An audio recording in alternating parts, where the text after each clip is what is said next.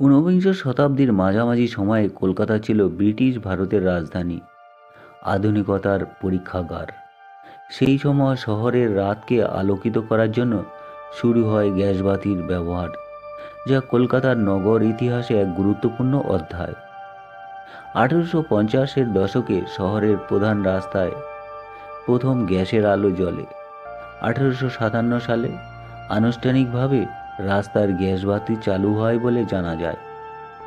এই উদ্যোগের পেছনে ছিল ওরিয়েন্টাল গ্যাস কোম্পানি, যারা লন্ডনের আদলে কলকাতায় গ্যাস সরবরাহের ব্যবস্থা করেছিল।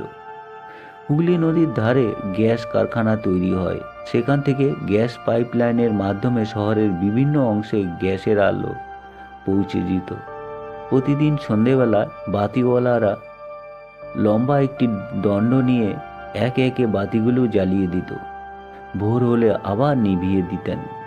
এই দৃশ্য ছিল তৎকালীন কলকাতার এক পরিচিত ছবি। চৌরঙ্গি, বউবাজার, লালবাজার, শ্যামবাজারের মতো অঞ্চলে গুরুত্বপূর্ণ এলাকাগুলোতে প্রথম গ্যাসবাতি বসানো হয়। ঊনবিংশ শতাব্দীর শেষ ভাগে বিদ্যুতের ব্যবহার শুরু হলে গ্যাসবাতির গুরুত্ব কমতে থাকে।